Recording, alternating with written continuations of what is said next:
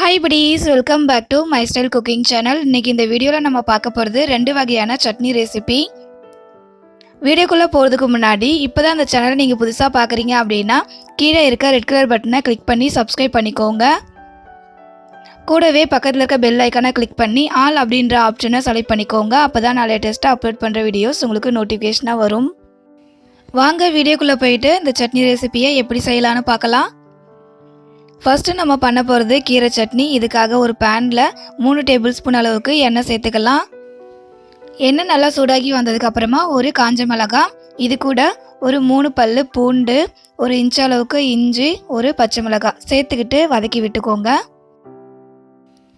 எல்லாமே நல்லா வதங்கி வந்ததுக்கப்புறமா ஒரு சின்ன சைஸ் வெங்காயம் கட் பண்ணி அது கூட சேர்த்துக்கிட்டு வெங்காயத்தையும் நல்லா வதக்கி விட்டுக்கலாம்.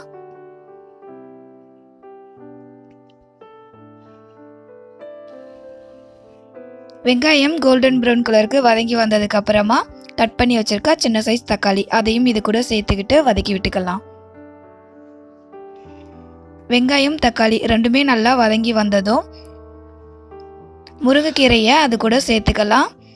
சேர்த்துக்கிட்டு 3லேருந்து 4 நிமிஷம் வதக்கி விட்டுக்கோங்க, கரெக்டாக இருக்கும். அதுக்கு மேலே வதக்கி விட்டுக்க வேணாம். இந்த முருங்கைக்கீரை சட்னி செய்யும் போது வெங்காயமும் தக்காளியும் ரொம்ப வதக்கிக்காம பாதி அளவுக்கு வதக்கி செஞ்சு பாருங்க, ரொம்பவே டேஸ்ட் நல்லாயிருக்கும். எல்லாமே நல்லா வதங்கி வந்ததும் இதை ஒரு மிக்ஸி கப்புக்கு மாற்றிக்கலாம். மாற்றிக்கிட்டு தேவையான அளவுக்கு உப்பு சேர்த்துக்கிட்டு அரைச்சி எடுத்துகிட்டு வந்துடலாம். அரைச்சி எடுத்துகிட்டு வந்தாச்சு. இப்போ இதை ஒரு பவுலுக்கு மாற்றிக்கிட்டு சட்னியை தாளிச்சிக்கலாம். அவ்வளோதாங்க, ரொம்பவே ஹெல்த்தியான டேஸ்டியான முருங்கைக்கீரை சட்னி ரெடி ஆகிடுச்சு. இதை இட்லிக்கு தோசைக்கு ரொம்பவே சூப்பரான ஒரு பெஸ்ட்டு காம்பினேஷனாக இருக்கும். உங்கள் வீட்டில் முருங்கைக்கீரை பிடிக்காதவங்க யாருனா இருந்தாங்க அப்படின்னா இதை போல் சட்னி செஞ்சு கொடுங்க. இதில் கொஞ்சம் கூட அந்த முருங்கைக்கீரையோட டேஸ்ட்டு தெரியாது, நல்லாவே விரும்பி சாப்பிடுவாங்க. அடுத்தது நம்ம பார்க்க போகிறது கடலைப்பருப்பு சட்னி. இந்த சட்னி செய்யறதுக்காக முதல்ல கடாயில் 3லேருந்து 4 டேபிள் ஸ்பூன் அளவுக்கு எண்ணெய் சேர்த்துக்கோங்க. எண்ணெய் நல்லா சூடாகி வந்ததுக்கு அப்புறமா 5 காஞ்ச மிளகாய் காரத்துக்காக சேர்த்துக்கிட்டு எண்ணெயில் வதக்கி விட்டுக்கோங்க. காஞ்ச மிளகாய் உங்கள் காரத்துக்கு தகுந்த போல் சேர்த்துக்கோங்க. மிளகாய் நல்லா வரப்பட்டு வந்ததுக்கு அப்புறமா 3/4 கப் அளவுக்கு கடலைப்பருப்பு சேர்த்துக்கோங்க. சேர்த்துக்கிட்டு எண்ணெயில் வறுத்து விட்டுக்கோங்க. இந்த சட்னியோட அளவு எவ்வளோ இருக்குன்னு பார்த்தீங்கன்னா 6 பேர் தாராளமாக இந்த சட்னியை சாப்பிடலாம். இதில் கடலைப்பருப்பு சேர்க்கறதால சட்னியோட அமௌண்ட் அதிகமாக இருக்கும். உங்களுக்கு எவ்வளோ அளவுக்கு சட்னி வேணுமோ அந்த அளவுக்கு கடலைப்பருப்பு சேர்த்துக்கோங்க. கடலைப்பருப்பு நல்லா கோல்டன் ப்ரௌன் கலருக்கு வரப்பட்டு வந்ததும் 1 இன்ச் அளவுக்கு இஞ்சி, 6-7 பல்லு பூண்டு சேர்த்துக்கிட்டு வதக்கி விட்டுக்கலாம்.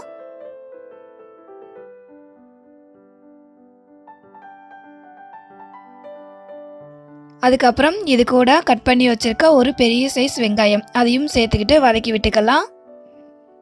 வெங்காயம் கோல்டன் ப்ரௌன் கலருக்கு வர வரைக்கும் வதக்கி விடணும்னு இல்லை, லைட்டாக பாதி அளவுக்கு வதங்கி வந்தால் போதும்.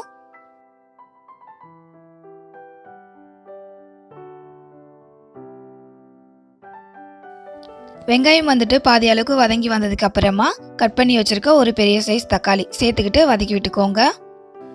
கடலைப்பருப்பு சட்னி செய்யும் போது வெங்காயம் தக்காளி இல்லை அப்படின்னா இது கூட தேங்காய் சேர்த்து சட்னி செஞ்சோம் அப்படின்னா கூட அதோடைய டேஸ்ட்டும் ரொம்பவே நல்லாயிருக்கும். அவ்வளோதான், இப்போ எல்லாமே நல்லா வதங்கி வந்துடுச்சு. இப்போ ஸ்டவ்வை ஆஃப் பண்ணிவிட்டு இதை ஒரு மிக்ஸி கப்புக்கு மாற்றிக்கலாம். இது கூட தேவையான அளவுக்கு உப்பு சேர்த்துக்கிட்டு அரைச்சி எடுத்துகிட்டு வந்துடலாம். இப்போ அரைச்சி எடுத்துகிட்டு வந்தாச்சு. பார்த்தீங்கன்னா நல்லா ஃபைனாக அரைச்சி எடுத்துகிட்டு வந்தாச்சு. இப்போ இதை ஒரு பவுலுக்கு மாற்றிக்கலாம். செகண்ட் டைம் அரைச்சி எடுத்துகிட்டு வந்ததையும் பவுலுக்கு மாற்றிக்கலாம்.